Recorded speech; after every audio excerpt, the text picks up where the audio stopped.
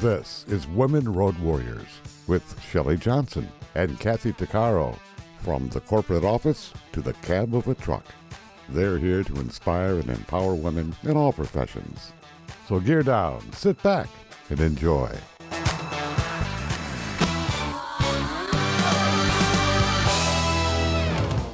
Welcome.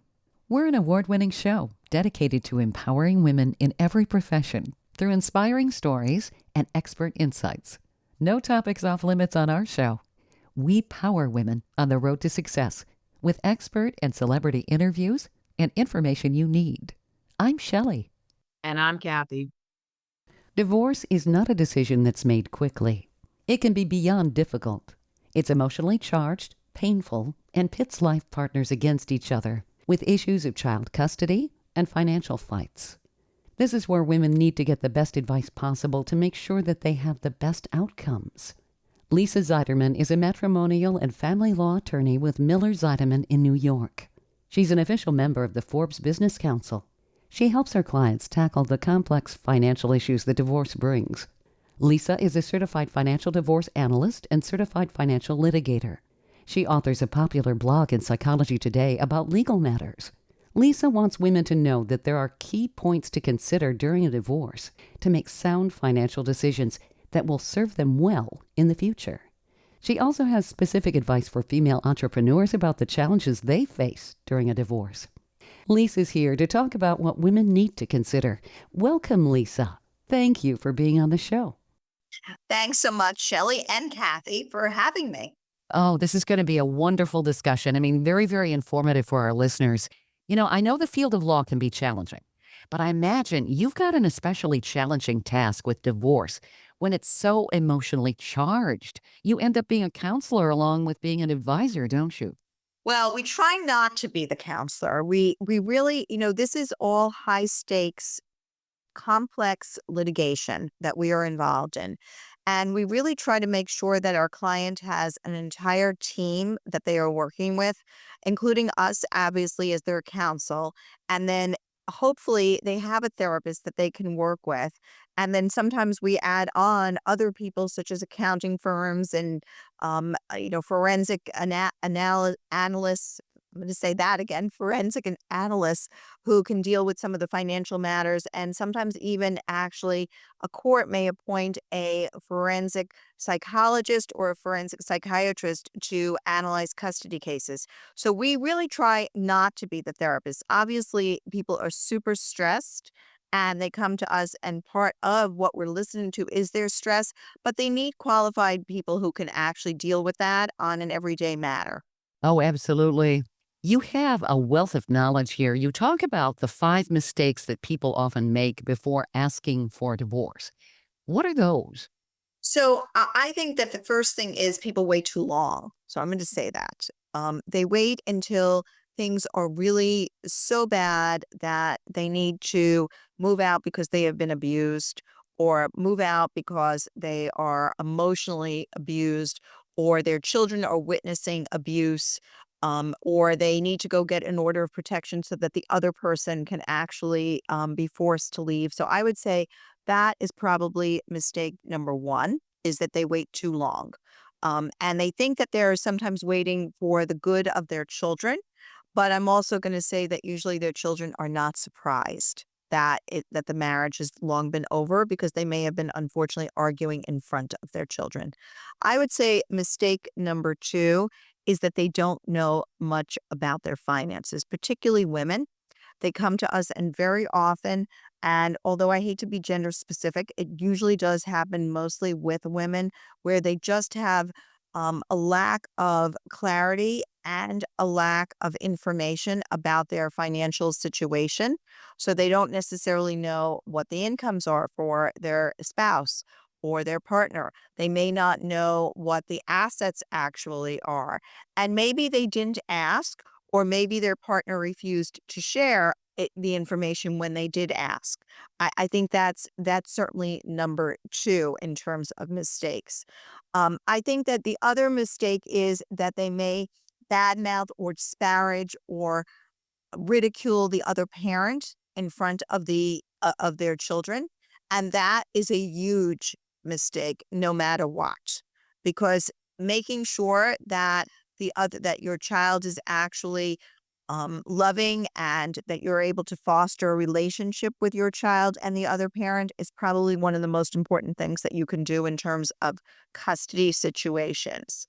And then I would say number four may be that they have counted on certain assets, such as a home, that they are going to absolutely want to keep that home and that they are steadfast in that, but that may not be always the right situation for them. There may be capital gains issues. There may be other issues as to why maybe that's not the perfect idea. And then I'm going to say number five is, and it goes back to the financial issues, is that they have distanced themselves from conversations with both their accountant, meaning the accountant that they share with their spouse, and maybe the financial advisor that actually advises the family. Okay. These are all really good points to consider for sure. And I think when you're in the throes of considering a divorce and everything is so chaotic, it's probably hard for clients to focus on that kind of thing. I mean, that's the last thing they really think about, isn't it? It really is. So when you are in the throes of a difficult situation, the last thing that you're thinking about is clarity, or the last, manner in which you're thinking is clear. Everything is coming at you, and you're just trying to get through the day. And so it's really important that you meet with an attorney, meet with your therapist, do all the things that are actually going to make sure that you are looking at this down the road and making a plan for yourself. I think finding the right divorce lawyer is also a consideration. I see you have 5 questions that someone should ask a divorce lawyer when you interview him or her. I don't think a lot of people think about interviewing an attorney. What are those 5 questions?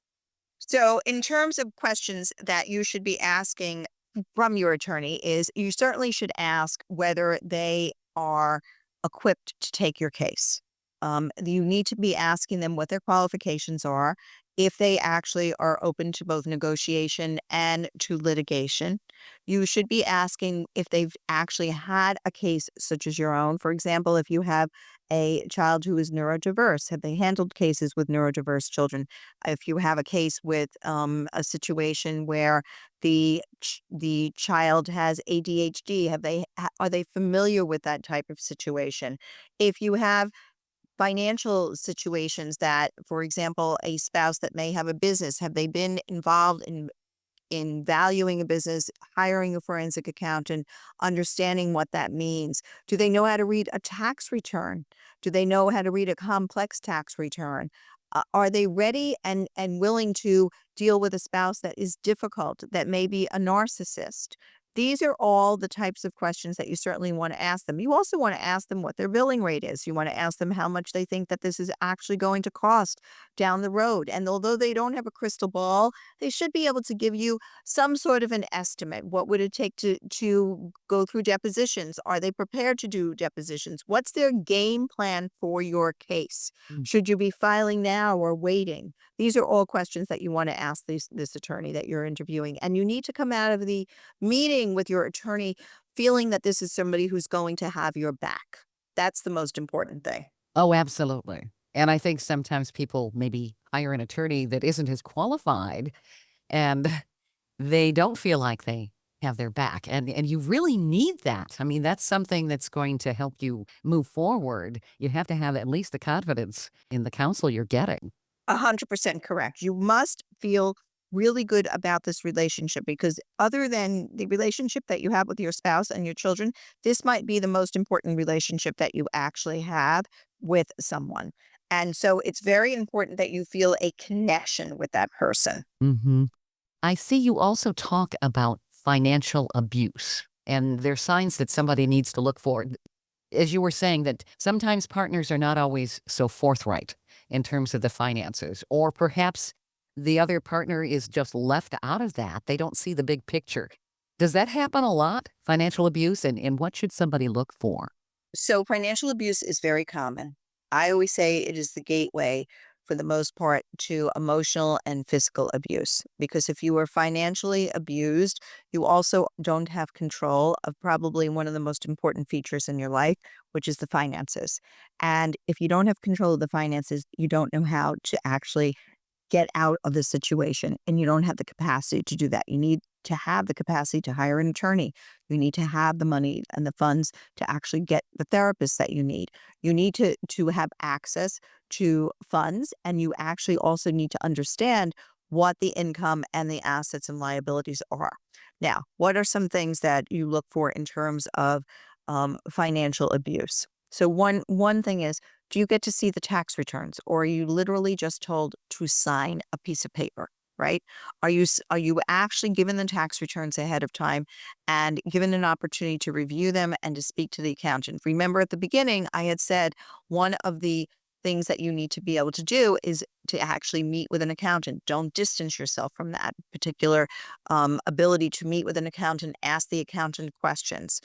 Another sign of financial abuse is that you not only don't have access to receive the funds from the account, to actually go and, use your ATM for an account or have a credit card or any of those things. You don't know what the passwords are because you're not being given access. So you have no idea what the marital assets are. You have no idea what the liabilities are. Documents such as credit card statements, bank statements, they're either just getting emailed to your spouse, or they are being sent to an address other than the marital residence, perhaps your spouse's business address, perhaps a relative of your spouse. That would also be a sign of financial abuse. Although I will say that sometimes people keep their money separate from each other. So it's got to be a totality of the circumstances that you're looking at.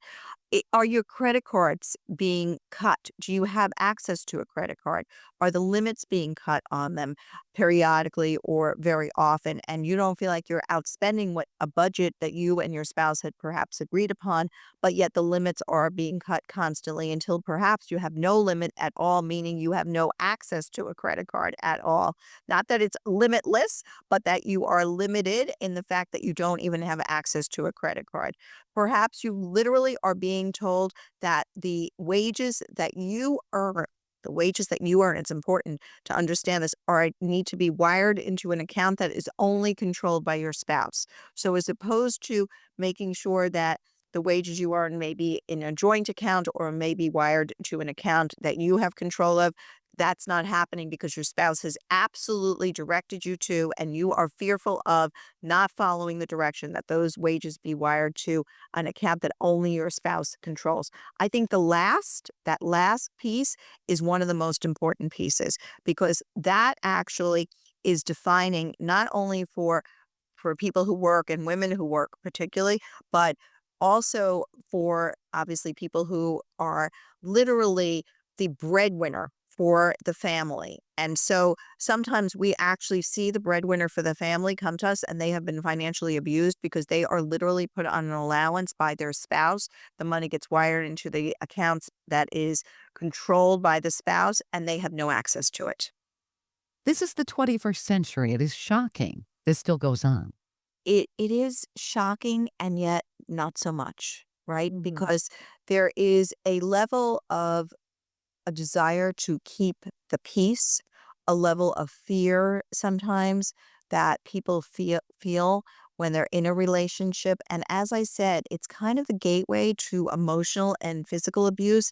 And so along with financial abuse, you might also be hearing very demeaning and degrading, abusive words that are directed to you. And so you start to think less of yourself. You also want to prevent any of these, constant barrages, these attacks on you. And so you are just following along. I can speak from very many instances and experiences from what you're just talking about. And I remember I was pregnant with my daughter, and my ex-husband, I had to ask him for $5 to go get milk and eggs for whatever, because I wasn't working. And the look on his face, well, what do you need that for? And it was so degrading for me to even have to ask and then explain why I need the $5. That I had my daughter in December. By February, I was working, and I'm like, you are not having access to this paycheck. Good for you. Exactly. But that takes a lot of guts sometimes. And a lot of people don't have that ability to say those words. And that's the problem. Yeah. Yeah. Lisa, do you Yeah. run into this a lot? There's financial abuse like that? Yes, we do. We see this in a great many cases. It's so striking, of course, when we see it at all. But it's very striking when we see it for the breadwinner. And to both of your points, it is a time when you think that this isn't going to happen anymore, right? That we're in this time period when you think women have so many rights and women are not going to be abused like this and it's not going to happen. But it does. It happens every day. And, many people come to us who are married 25, 30 years, and they have not been given access to the accounts. They have no idea what their finances are. They have no idea what the income that their spouse earns is.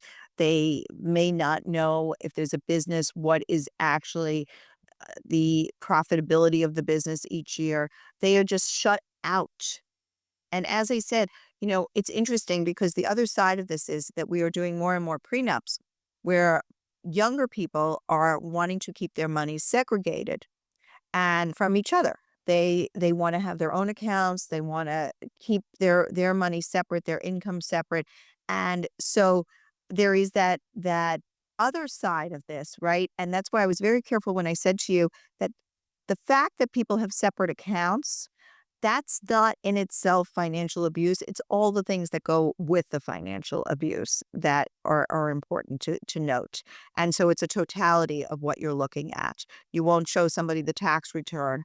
You won't, even if they're signing it and it's a joint return, they literally get it and they're told just sign here. And the page is flipped and it's just sign here. And well, I want to look at it. And the answer is no, you just need to sign. You don't need to know anything. Wow. Stay tuned for more of Women Road Warriors coming up.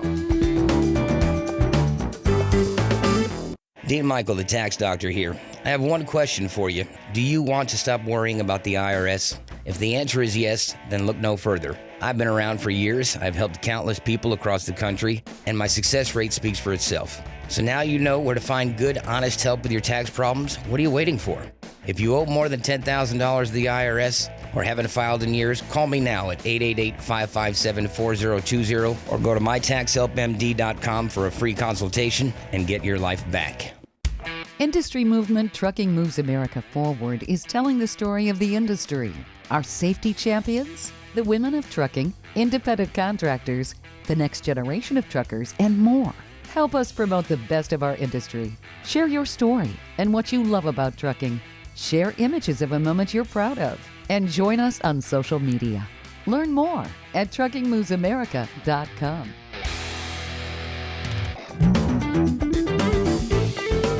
Welcome back to Women Road Warriors with Shelley Johnson and Kathy Tuccaro. If you're enjoying this informative episode of Women Road Warriors, I wanted to mention Kathy and I explore all kinds of topics that will power you on the road to success. We feature a lot of expert interviews. Plus, we feature celebrities and women who've been trailblazers.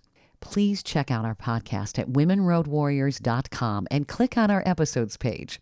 We're also available wherever you listen to podcasts, on all the major podcast channels like Spotify, Apple, YouTube, Amazon Music, Audible, you name it. Check us out and bookmark our podcast. Also, don't forget to follow us on social media. We're on Twitter, Facebook, Instagram, Pinterest, LinkedIn, YouTube, and other sites. And tell others about us. We want to help as many women as possible. If you're just joining us, we're diving into one of the toughest and most emotional decisions anyone can face: divorce. It's rarely a quick choice. It's painful, often messy, and filled with questions about kids, money, and the future. But here's the thing. Too many women head into it unprepared. They wait too long. They don't fully understand their financial picture. And sometimes they make the mistake of speaking negatively about their spouse in front of the kids. That's a no-go. Lisa Zeiderman says the key is knowing what to avoid, before you even file. She's a top matrimonial and family law attorney with Miller Zeiderman in New York, a certified financial divorce analyst and litigator, and a go-to voice on the topic in Psychology Today. She's also a member of the Forbes Business Council. Lisa works with women, especially business owners, to help them navigate the legal and financial landmines of divorce. She's here to break down the 5 most common mistakes and what you can do to protect yourself and your future. Lisa, in our last segment, we were talking about different types of abuse, especially financial abuse. You know, you hear stories of women who have stayed in marriages like this, and they actually don't get any kind of freedom because it's an abusive situation until the spouse dies. All of a sudden, they have that freedom, but then they're not prepared to deal with the finances because they never have. So that can be disastrous as well. Without a doubt, that is another reason why you need to have the information. And you may actually not even know whether you're the beneficiary of certain accounts, right? And you may not even know what your rights are. If your spouse dies, you may not know if there's life insurance for your spouse. And maybe there's sufficient assets that there doesn't need to be life insurance, but you kind of need to know these things. Oh, yeah. And so it's really important that if you and your spouse don't have someone who you're consulting with, a financial advisor that you're consulting with, that you start to sit down and you have these conversations. And if these conversations are something that you feel like you can't have because you're too afraid, well, that's a problem right there. I'm kind of curious in terms of prenups, are you seeing a lot more of this? Because I know that there are 2 groups of thought, that a prenup is basically pitting the potential spouses against each other because they don't trust each other. And then there are people who say, well, it's a good idea because you want to protect everything you've worked for. It shouldn't be part of the matrimonial estate. Are you seeing a lot more of this? So we are doing a huge amount of prenups right now. We are drafting a huge amount of prenups, and we are big believers in prenups. I certainly am. I think that, first of all, it provides transparency before people get married as to what the assets are. It also provides transparency as to what the income is. So at least you have a baseline that you probably wouldn't have had if you didn't have the prenup. It also makes people start to talk about finances, which is, I think, a very healthy thing to do. And yes, you're right that there is this idea, which I'm not a real believer in, that it's somehow pits people against each other. I think that it actually sets a roadmap for people so that they know what they're actually going to be looking at years down the road if this A doesn't work, or B, there is, to your point, a death. And so prenups not only deal with what's going to happen, during your lifetime in the event that there's a divorce, they also deal with the issue of what happens in the event of a death. For example, you may be marrying somebody who has a great deal of wealth, but perhaps it's inherited wealth. And that person may have no intention of sharing that inherited wealth, and nor does that person have to share that inherited wealth. And so it's really important that you know where you stand, because you may have this wonderful lifestyle during the marriage, and then at the end of the marriage, you find out that the rest of it is inherited and you're only getting a very small portion of it because perhaps they are going to do what is under the law, give you what's called your elective share, which is the third of the estate. They're also, the prenup also allows you to provide for situations where there is a lot of inherited wealth, and that inherited wealth may not or should not pass to your spouse. And the reason being that your spouse may get remarried at some point in the event of your death. And then that inherited wealth goes to a third party who you don't even know. And so you might want to protect your premarital wealth. You may want to protect your inherited wealth. You may want to protect your income. All of this is fine as long as you're transparent about it, because then there's no discussion about, well, I didn't know, I didn't plan, I didn't work because I thought I was being taken care of. That's all not okay. It's much better to lay your cards on the table early on and deal with it up front. You need to know what you're dealing with, for sure. Mhm. Yeah, a lack of knowledge is very dangerous. Exactly. Now, you have considerations too for women who are in business, entrepreneurs. They have a special set of circumstances too, don't they, in terms of a divorce? So women who are in business, as anyone else who's in business and going through a divorce, they're going to have their business valued. And it's super important to understand that if you are building your business during the marriage, that is a marital asset that is going to be subject in New York to equitable distribution. And what I mean by that is that usually there is a valuation of the business, and it is as of a certain date, usually the date of the commencement of the action for divorce, but sometimes later. And bottom line is there's a number put on it, and then there's a percentage that is allocated essentially that you're going to have to pay a lump sum or over time a certain percentage to your spouse. And that lump sum or that percentage depends upon what contributions, direct or indirect, your spouse has made to you growing your business during the marriage. So perhaps your spouse has been a stay-at-home parent, and that has allowed you to go to your business every day and not have to worry about childcare or worry about who's going to be making the dinners or any of those kinds of things. They show up at the parent-teacher conferences, they show up at the doctor's appointments. They allow you to focus on your business. That is a contribution. Perhaps you're able to travel and meet with clients or other people that are important to your business. Again, a contribution. It's an indirect contribution. If your spouse works in the business, that is a much more direct contribution, and the percentage will likely be increased because of that work in the business. So it is important to understand that there will be some sort of a payout usually for your business asset. Perhaps you started your business before the marriage, which is also important, and the business has appreciated during the marriage. Well, that appreciation will be subject to equitable distribution. So there will be some sort of evaluation done for the business as of the date of the marriage. It'll go back in time. And there will be a different valuation done for the calculation of the appreciation that occurred during the marriage. And again, there will be some sort of percentage tied to that appreciation for the non-titled spouse, meaning the person who does not own the business. So there are a lot of considerations here. And if things are done correctly, your business could end up upside down or heavily in debt just to pay whatever you're supposed to pay to the other spouse.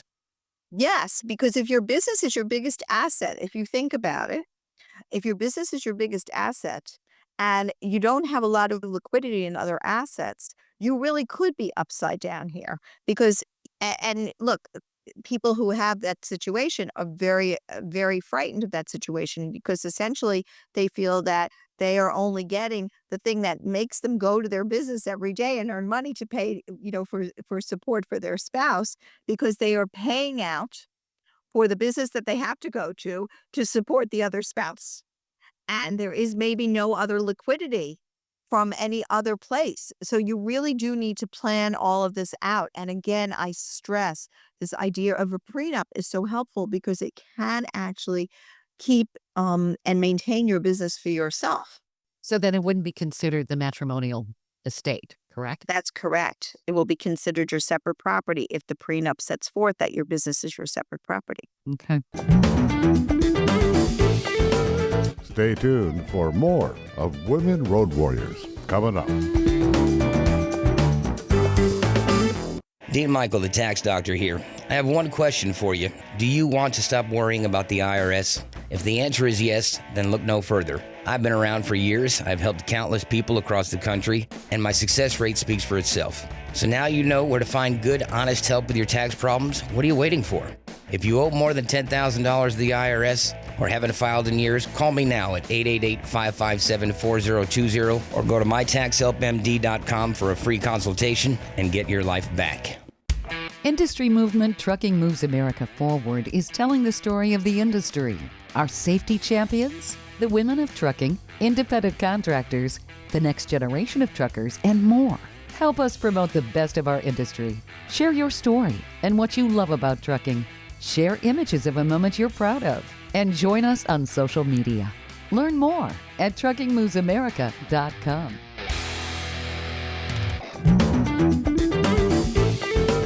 Welcome back to Women Road Warriors with Shelley Johnson and Kathy Tuccaro.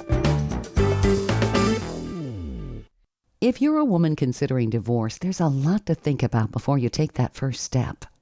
It's emotional, complex, and can involve serious financial and custody battles. Too many women wait too long, don't fully understand their finances, or make the mistake of criticizing the other parent in front of the kids. And here's something critical. Your attorney matters. Interview them. Ask them about their game plan and experience. You need to know that person has your back, because if you can't trust your attorney, who can you trust? Lisa Zeiderman, a top matrimonial and family law attorney and certified financial divorce analyst with Miller Zeiderman in New York, helps women, especially business owners, avoid costly mistakes and make smart, informed decisions. She's nationally published in major trade publications and legal journals, and is sharing what you need to know. In our previous segment, we were discussing a lot of the financial considerations you have to think about, not only in divorce, but in matrimony. I could see where this could get really messy. And I was going to say we're really ugly. oh, yeah. Oh, my goodness. And especially if you've started a business, there's some emotional attachment to that, too. I mean, you feel like you're being attacked by this life partner when they're trying to get a chunk of that. Yes, that is 100% true. You do feel like you're being attacked. And I think that the important thing to understand is in New York that marriage is a financial partnership. So while, you asked me earlier about this idea of prenups and that people are being pitted against each other, well, they're not really being pitted against each other. The reality of getting married, the difference between getting married and just living together is the fact that you are now, under New York law, entering into a financial partnership. And I think people need to understand that, because there are certain rules and laws that go along with that entry into a financial relationship, just like any other relationship. So yes, it is filled with love and all of those warm and fuzzy things. But the reality is that there are laws that protect each of you. And so you need to make sure that you have considered those laws and considered what the ramifications are in terms of marriage and your financial situation. And this can vary from state to state, correct? Absolutely. Absolutely. Like, for example, California is a community property state. Yep. It's very different than New York. New York is an equitable distribution state where we look at what each party's contribution, either direct or indirect, is. California is much more, I think, straightforward in terms of what the expectation is, and that most things are divided on a 50-50 type of basis. So they're very different from each other. So somebody considering divorce, they need to do a little bit of homework on some of this, shouldn't they? And ideally, maybe do their homework before they get married. Exactly. They should be doing their homework before they get married. Already planning the divorce before you say I do. Well, no, you're planning, okay, you're really planning for what will happen through your lifetime, right? And then after your death. And it really can protect both people. And I really mean this. I don't think, if you look at a prenup as something that is bad for one and good for the other, well, that's not really the way that I look at that. I look at it as, this is your place and your time to negotiate it. It's also your place and your time to understand what you need to do for yourself during the marriage. So, for example, the stay-at-home mom who comes to me, who 25 or 30 years after they've been a stay-at-home mom, and maybe they get 50% of the assets because there's no prenup. But what happens to them in terms of support? Their husband may be making a lot of money. I mean, sometimes millions, right? And they have been a stay-at-home. And what are they going to earn? Well, they're not going to earn anywhere near, likely, after 25 or 30 years of being outside of a workforce, anywhere near their spouse, because they have never been on that trajectory in terms of employment. And wouldn't it have been better for those women to know what was ahead of them, that they're not going to be taken care of for the rest of their lives, that they needed to build a career, that perhaps staying at home, while very fulfilling in a lot of ways, didn't protect them? And so wouldn't it have been better for them to know that up front than to find it out in a courtroom years and years later that, after a 30-year marriage, maybe I'm only getting, 10 years of maintenance, spousal support. Maybe I'm not getting anywhere near what my lifestyle was. Is that the time that they should find this out? No, it's not. Oh, no, not at all. Yep. Oh, that's a recipe for disaster. And that's how people end up in terrible situations. Yeah. They get 10 years of worth of support. What do they do with the rest of their lives? And can they start over depending on how long they've been in the marriage? They're literally having to figure out, okay, what do I do with the rest of my life? What do I want to be when I grow up? What kind of career could I start? I mean, wow, that's a tough one. Exactly. Now, you have a financial checklist that you recommend when somebody's looking into divorce. What are some of the things that people should consider? So they need to actually collect as many financial documents as they can, right? So last 5 years of tax returns, any documentation in terms of their separate property claims. So for example, you came into the marriage with a certain amount of assets, you should actually go back and see if you can trace and track those assets. Account statements, copies of all the account statements that you can get your hands onto, whether it be bank accounts, investment accounts, retirement accounts for both you and your spouse. All of those are really important. Credit card statements, any credit card statements that you can find. Years ago, I had a client, and I always talk about her. She literally would hand us these little breadcrumbs. They would be in these little ripped pieces of paper because she would pull them out of the garbage, literally out of the garbage. And they were clues as to where assets were. And we found millions of dollars worth of assets because she actually saved these little pieces of paper with account numbers or phone numbers or, clues as to who and where monies were located. And when we went to do the discovery, I'll never forget, actually, I was doing a deposition of the husband, and I said something like, well, there's nothing on your net worth statement. You've basically put nothing on your net worth statement to tell us what your finances are. It's completely blank. And I said, how are we to know what your finances are? And he said something like, well, you'll just do what you're doing. You'll keep subpoenaing and looking. Oh, And that is what we had to do during the entire case. Now, interestingly, because he wouldn't turn over information, there was a negative inference actually posed on him by the court. And so she ended up getting much more of the assets that we did find, which is the correct thing to do. But I will tell you that you should certainly, for your meeting with an attorney, find as much as you can in terms of these financial statements. Even if it's one statement that you happen to find for an American Express account, it's the start of something because somebody paid American Express and that had an account that it was paid from. And that's the beginning of the trail. Financial statements. If your spouse is giving financial statements to banks, that's important. If you've applied for a mortgage, those financial statements are really important because they actually will tell us actually how much an asset your spouse believes that they have. it's important. What I'm hearing here for women to really be informed when they're in a marriage, not knowing the financial data. That's like not knowing if you have a roof over your house that's got a leak. I mean, it's just not sustainable. And of course, people are going to do what they're going to do. But would you say that women, when they're in a marriage, should really insist on the transparency? Yes, I think everybody should be insisting on the transparency unless your deal is different, right?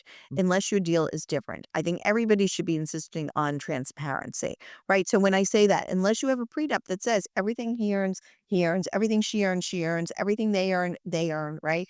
The bottom line is that you really want to insist on transparency if that is your deal.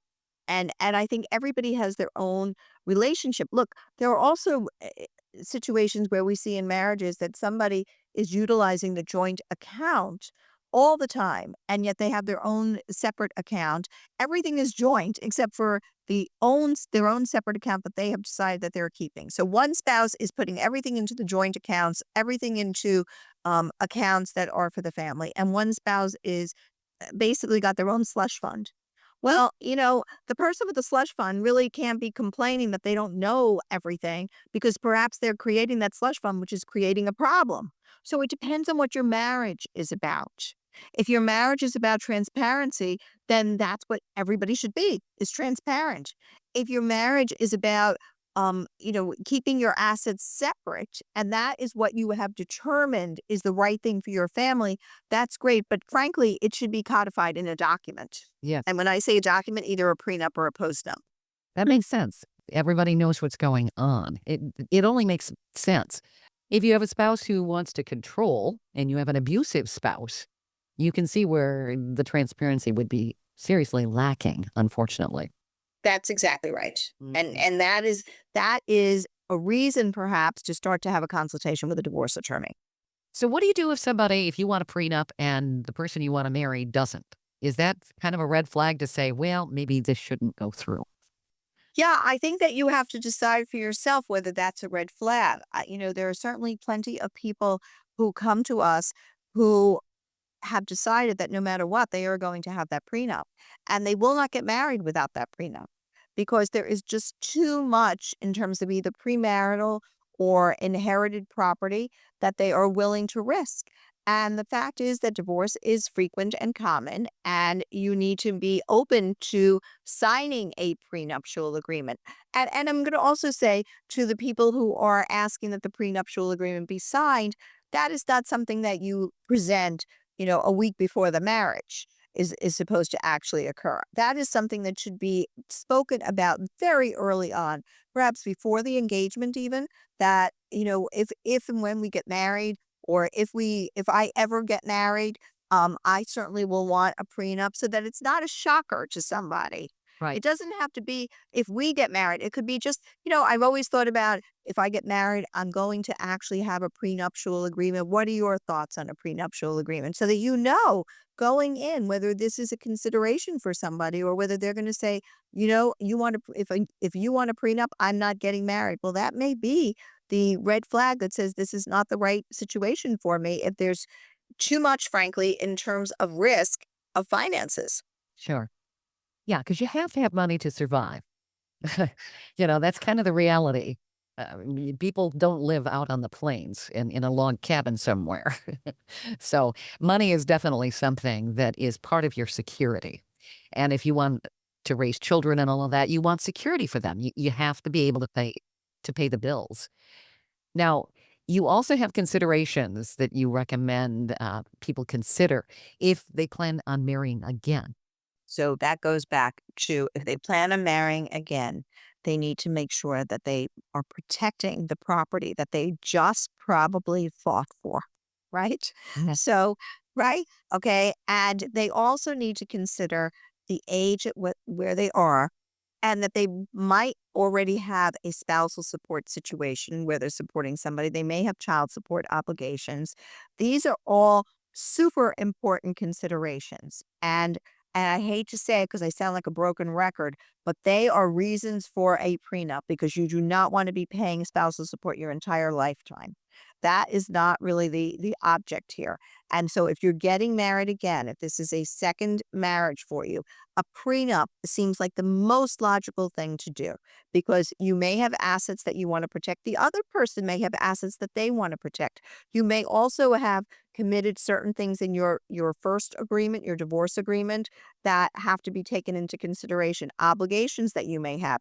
It may be unfair, for example, that the other person, the person that you're marrying, has to make payments for these obligations. And so these are absolutely all discussions that should be had. Makes total sense. Mm-hmm. Well, when you think about it, marriage it's a legal contract. When you do anything else in life, you have to have the transparency. You need to have the legal documentation. It's not pleasant, but to have all of that right out in front, it just simplifies things so much, and it's necessary. I think people don't want to think about, gee, there could be a divorce. We don't want to think about those things, just like we don't want to think about people dying either. But that's where you have to have the documents in place so that people are protected. I think Exactly. I think it's having the eyes to see and the ears to hear what really is going on. To raise your internal antenna, I guess to say, and protect yourself. Be smart about it. Don't go in, with the horse blinders on and thinking, oh, this is all rosy and peachy. Reality is reality. Life is life. Things happen, right? People change, situations change. Yep. And I think by going in smarter is going to be benefit yourself down the road, not preventing yourself from what could be like you said earlier, Shelley, a disastrous situation. Yeah. 100%. Look, we're grown-ups, right? Everybody is a grown-up who's going to be getting married, and we need to think like grown-ups. And adults need to make certain decisions, and they need to make provisions for their future and for the future of their loved ones. And so they need to act like adults, and they need to treat this uh, very seriously. This is a serious relationship, partnership that you are entering into. Absolutely. So for our listeners who are not in New York State, where do they get information on all of this? I mean, everybody has their own situation financially and everything else. Is there a good resource maybe on the internet? So I think that you should look at, well, certainly for New York State, you can look at my blog, which is lisazeiderman.com. But there are in your state, there, wherever your listener is, there will be other blogs on other attorneys' sites that they can start to read. There are certainly places such as the Financial Advisor magazine that they can look at. There is a great source. Frankly, I am chair of the board of an organization known as Savvy Ladies. Savvy Ladies is a non-for-profit organization, 501c3, that has a financial helpline where women can call in free of charge, be paired with a financial professional one-on-one at savvyladies.org, savvyladies.org. And there is an app they could also download for Savvy Ladies where the financial professional and you will be connected through this app, and they will take your question once you've signed in and done all the paperwork, so that you can actually ask your financial questions and get your financial answers. Excellent. How do people reach out to you, Lisa? So they can contact me through my blog, lisazeiderman.com, like my name. And there is a contact form there, which will go straight to my email. They can email me directly at lz@mzw-law.com, or they can call at 914-455-1000. So basically, anybody with questions can just reach out. You are a wealth of knowledge, and I want to commend you for educating women, especially. Yeah, no kidding. So important. These are topics people don't want to talk about. But if they listen at least to a podcast, perhaps they're going to be more empowered to make the right decision. Well, and I appreciate that. I think that it's really important that they listen to the podcast, that they, as I said, they can go on, for example, the Savvy Ladies blog. Also, there's information that's a nationwide organization. They should speak to their friends and certainly therapists, and there's a wealth of knowledge of information out there, and you just need to be looking and reading and making sure that you are doing and making yourself financially healthy. I totally agree. And knowledge that gives you empowerment. And you're not going to be as desperate. I mean, you don't want to do things out of desperation. You need to be informed when you're going through this process. And maybe it's also going to bring more women forward. If they're in an abusive relationship, they've got this knowledge, they're going to have the courage to finally file for that divorce. That's 100% true, without a doubt. Thank you, Lisa. This has been super informative. Well, I really appreciate it. I really appreciate both of you, and you asked such great questions. So I hope that it's helpful to your listeners, and it should be, because they were really great questions that you asked.